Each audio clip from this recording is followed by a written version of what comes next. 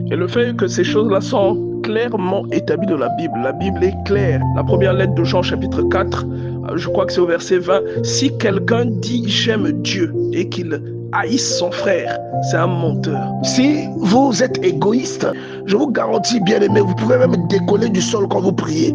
Ça ne changera strictement rien. Dieu ne sera pas avec vous. Vous avez un visiteur, vous ne voulez pas lui servir à manger. Vous êtes insensible. Même si vous parlez en langue, ça ne changera rien dans votre vie. Dieu ne sera pas avec vous. C'est impossible que vous aimiez Dieu si vous n'aimez pas votre prochain. Car celui qui n'aime pas son frère qu'il voit, comment peut-il aimer Dieu qu'il ne voit pas? C'est un peu comme si vous aimez servir Dieu plus que vous n'aimez Dieu lui-même. Ça n'a aucun sens. Vous plaisez à Dieu quand vous aimez les autres. Et il dit, c'est à cela que l'on reconnaîtra que vous êtes mes disciples.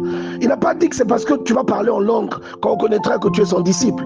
Il a lui-même dit, c'est à la façon dont vous allez vous aimer les uns les autres. Je vous donne un commandement nouveau. Aimez-vous les uns les autres comme je vous ai aimé. À ceci, tous connaîtront que vous êtes mes disciples. C'est pourquoi je prie vraiment pour que quelqu'un comprenne, pour que Dieu t'aide à comprendre que aimer Dieu sans aimer son prochain est égal à zéro. Que Dieu t'aide à comprendre cela.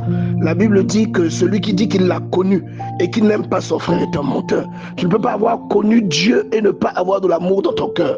Tu vas aimer même tes ennemis, tu vas aimer même tes calomniateurs, tu vas aimer même tes malfaiteurs, tu vas aimer même tes... Je ne sais pas, on va utiliser tous les termes. Mais si vous aimez Dieu, vous faites des sacrifices pour lui, vous criez beaucoup quand vous priez, vous roulez par terre, mais qu'à la fin, vous êtes incapable d'adresser la parole à quelqu'un qui vous a fait du mal, ou que l'autre est malade, vous n'avez pas le temps d'aller le voir. Je vous dis, vous êtes allé chauffer les bancs de l'église. Vous avez augmenté le nombre de fidèles, mais en réalité, vous n'avez aucun lien avec Dieu.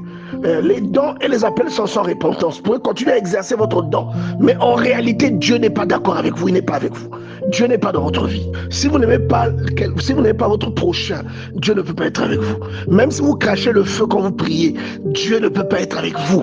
Aimer Dieu sans aimer son prochain est égal à zéro. Car celui qui n'aime pas son frère qu'il voit, comment peut-il aimer Dieu qu'il ne voit pas? Même si vous avez un don de miracles ou de guérison, aimer Dieu sans aimer son prochain est égal à zéro. Dieu ne peut pas être avec vous si vous n'aimez pas les autres. Tu ne peux pas avoir connu Dieu et ne pas avoir de l'amour dans ton cœur.